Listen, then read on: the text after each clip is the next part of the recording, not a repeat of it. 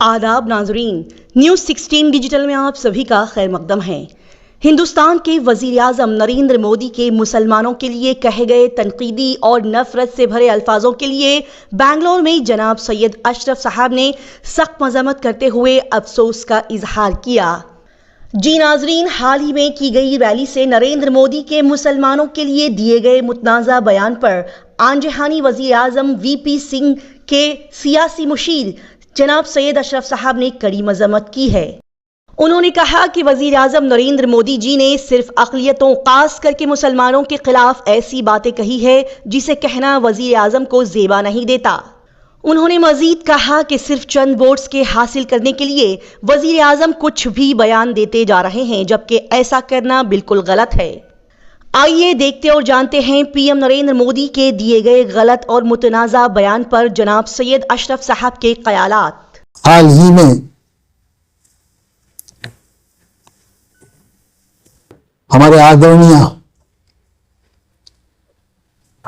Prime minister Shri Narendra Modi ji का एक बयान माइनॉरिटीज के ताल्लुक में राजस्थान में आया। एक बहुत बड़ी संख्या में लोगों को संबोधित करते हुए नरेंद्र मोदी जी ने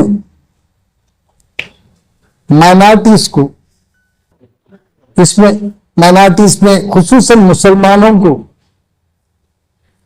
टारगेट किया है और उन्होंने ऐसे ऐसे अल्फाज इस्तेमाल किए हैं जो एक प्राइम मिनिस्टर को शोभा नहीं देते, और उनको ऐसे अल्फाज इस्तेमाल करने से गुरेज करना चाहिए था, क्योंकि माइनॉरिटी जो है ना इस मुल्क का एक अहम सुतून है, एक मजबूत अंक है। हम लोग माइनॉरिटीज को, इस अंक को जुदा करना कोई मामूली बात नहीं है।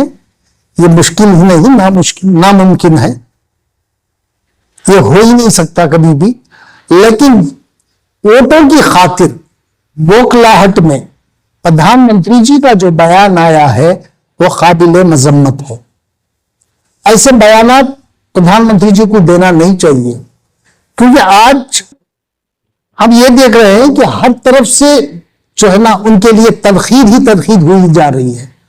सोशल मीडिया में औरतों की तरफ से इतनी तनकीद हो रही है कि वो जो है ना, पता नहीं है मोदी जी तक ये बात पहुंच रही है या नहीं पहुंच रही है, लेकिन तनकीदों से भरा पड़ा है प्रधानमंत्री जी के खिलाफ आज सोशल मीडिया।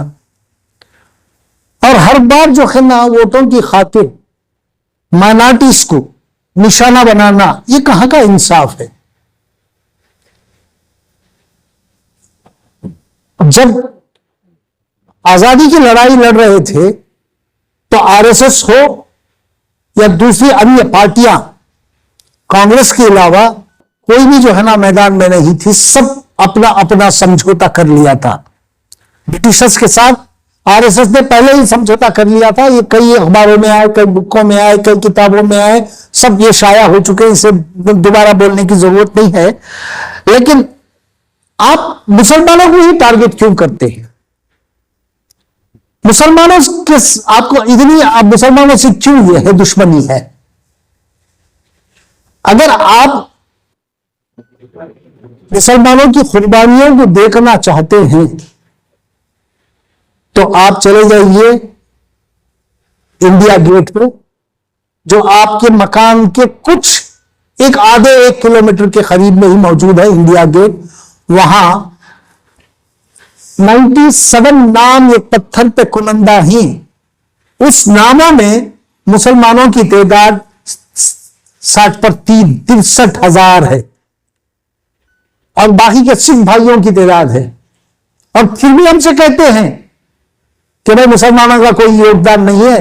योगदान तो वहां लिखा गया है, पत्थर पे कुनंदा है, हमें बताने की जरूरत नहीं है।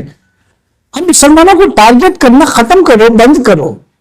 मुसलमान इतनी आसानी से कहीं भी जाने वाला नहीं है।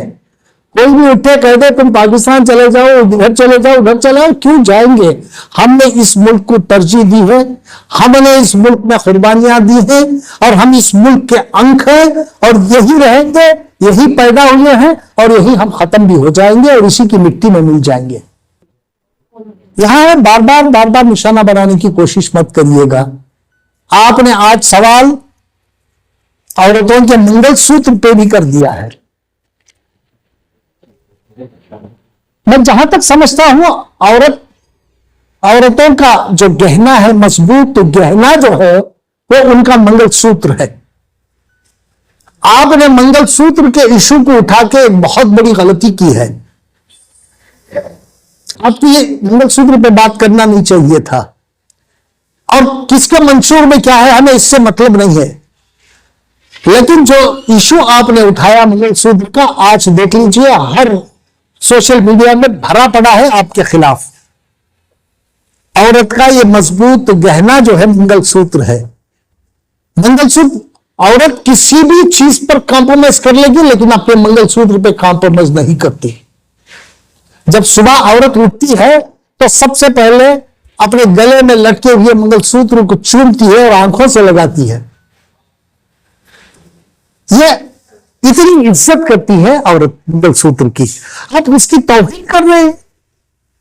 कुछ वोट हासिल करने के लिए बौखलाहट में आप उसकी तौहीन कर रहे हैं। इस हिंदुस्तान की आबादी में औरतों की भी आबादी 50% है और 50% की तौहीन कर रहे हैं आप। मंगलसूत्र के साथ खिलवाड़ मत करिएगा। ये मंगलसूत्र जो है ना औरतों का, हिंदुस्तानी औरतों का मजबूत गहना है। लेकिन ये ऐसी चीजों से कॉम्प्रोमाइज करने वाली नहीं है। और आप ऐसे बयानात देख के, ऐसे भाषण देके आप बताना क्या चाह रहे हैं? इस मुल्क को आजाद हुए 77 साल हो गए। आज हमारे हिंदुस्तान का मियार दूसरे मुल्कों में बहुत ऊंचाई पर है।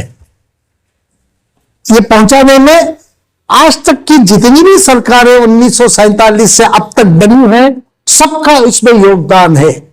किसी एक सरकार का नहीं है, इसमें सारी सरकारों का योगदान है। उनके योगदान से ही आज हमारा मुल्क आलमी सतह पर जो है ना बहुत आला मुकाम पर है।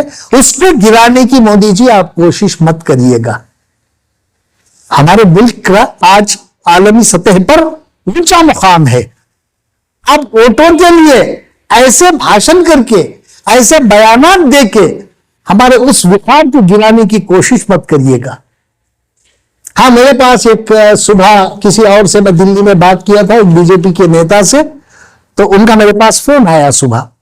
एक बहुत बड़े नेता हैं और तीसरे चौथे नंबर पे हैं बीजेपी में, मैं नाम लेना नहीं चाहता। तो उनसे मेरी बात हो रही थी सुबह। मैंने उनसे कहा कि प्रधानमंत्री जी ने ये क्या कर दिया? तो कहने लगे इंसान से गलती भी हो सकती है। उनका ये कहना था कभी कभी इंसानों से गलती भी हो जाती है और मैं समझता हूं कि किसी और बात पे जो है ना प्रधानमंत्री के मुंह से गलत अल्फाज निकल गए।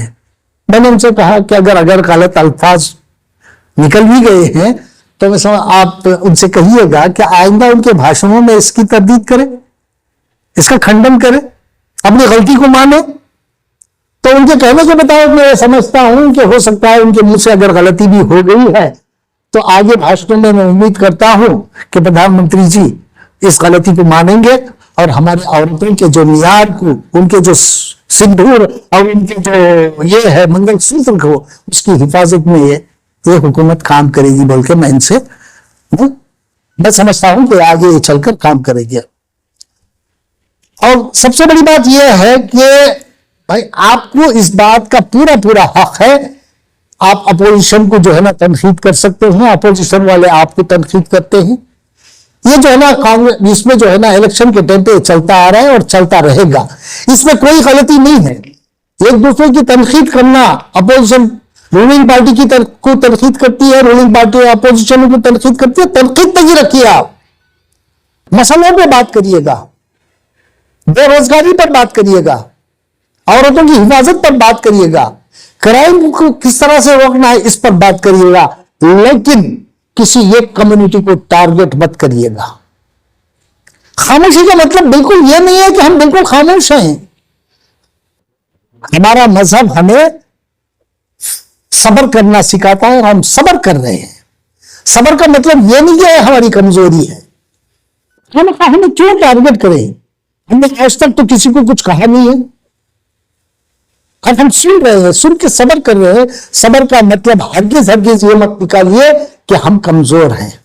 हम कमजोर कभी भी नहीं थे और ना रहेंगे।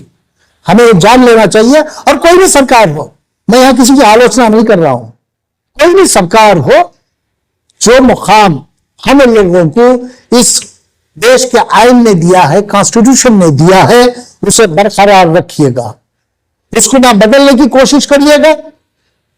आईन को बदलना इतना आसान काम नहीं है। 2/3 मेजॉरिटी की आप जो बात कर रहे हैं वो तो खत्म हो चुकी है इस समय। आईन को बदलना लोहे के चने चबाने के बराबर है। एक बार तो इन्होंने कोशिश कर ली आईन को बदलने की। 2003 में जब वाजपेयी जी इस देश के प्रधानमंत्री थे, उस टाइम पे इन्होंने कॉन्स्टिट्यूशन रिव्यू कमीशन बनाया था। अब जब वो मामला सुप्रीम कोर्ट तक पहुंचा, इस देश के former president of India R Venkataraman ji, वो इस चीज को जो है ना अदालत तक ले गए, सुप्रीम कोर्ट तक ले गए। हमारे कर्नाटक के श्री आर निजप्पा जी उस चीज को लेकर अदालत तक गए। HR Khanna, justice HR Khanna साहब उसमें एक सिग्नेटरी थे, वो भी उसे अदालत तक लेके गए।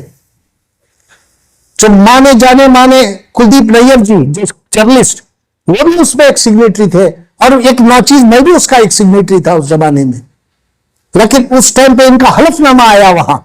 आज आप कॉन्स्टिट्यूशन बदलने की बात कर रहे हैं, आप छू भी नहीं सकते उसको। हलफनामा क्या आया सुप्रीम कोर्ट के सामने कि हम बदलने की कोशिश नहीं कर रहे हैं।